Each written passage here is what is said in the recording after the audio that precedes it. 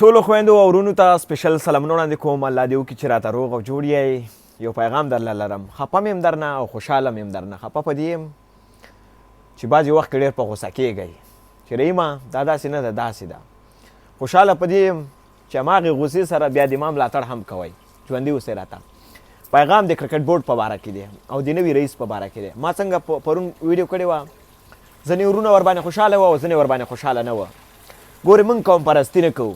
په لا اله الا الله محمد رسول الله که زه قوم پرستي کوم، خلیل صافي ورور چې را روان دی که نه، کرکټ بورډ ته راشي، کرکټ ته ښه کار وکړي، همدا رحیم صدیقي سپورټ کوي، همدا افغانان یې سپورټ کوي. که لږ خراب کار یې وکړي که نه، همدا رحیم یې خلاف کېږي، همدا افغانان یې خلاف کېږي، ټول افغانان. دا درله زه ویم.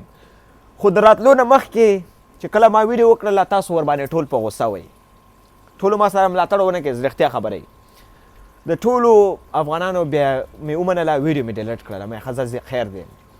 اوس تاسو زه به نه هم د ده کس ملاتړ زه کوم، په دې به بیا تاسو خفه کېږئ نه. که ما چېرته اوس ملاتړ وکړې که نه، بیا به تاسو خفه کېږئ نه. خو ملاتړ به یم زه په یو شرط کوم. هغه شرط دا دی، زما مخکې نه زه ورور ته که د افغانستان دپاره د کار وکړي، د افغانستان کرکټ دپاره د کار وکړي، همدا رحیم صدیقي دې سپورټ کوي، همدا افغانان دې سپورټ کوي. دا خبره زما یاد ساته. زما ویډیوګانې ټول ګورئ تاسو، هم لوبغاړي ګوري، هم کرکټ بورډ ګوري، هر یو کس یې ګوري، هم افغانان ټول ګوري. که د افغانستان کرکټ ته ښه کار وکړي، همدا رحیم صدیقي دې سپورټ کوي، همدا افغانان دې سپورټ کوي. که لږ د اخوا دېخوا وکړل که نه، درپسې راځو ټول فیسبوک، ټول یوټیوب، ټول ټیک ټاک، ټول انسټاګرام نیسو، بیا به د لنډ مهال دپاره. خو د اوس نه موږ ټول افغانان درنه یو خواهش لرو چې د افغانستان کرکټ ته ښه کار وکړه. موږ باید یو انټرنیشنل ګراوند ولرو. په دغه ځوانانو لوبغاړو باندې ښه کار باید وشي. د افغانستان کرکټ ته باید ښه کار وشي. دا نه چې زموږ هر یو مشر راځي ژب ډکوي بیرته ځي. زه د چا خلاف نه یم. په ما د خپل د مور و پلار قسم وي که زه د چا ټیم کې یم اوسه پورې. تاسو وایئ کومه مافیا یې دلته کوم ګروپ یي. زه د یو ګروپ هم نه منم. دا زه ټولو ګروپونو ته ویم.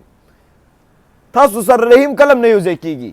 رحیم ما د خپل مړ پلار قسم یې صرف به هغه چا سره وي څوک چې افغانستان ته خدمت کوي، بس نور چا سره به نه وي. د ټولو افغانانو خویندو ورونو نه مننه. الله مو راته همیشه خوشحاله لره. به داسې کس ملاتړ وکړئ څوک چې افغانستان ته کار کوي. خدای په امان.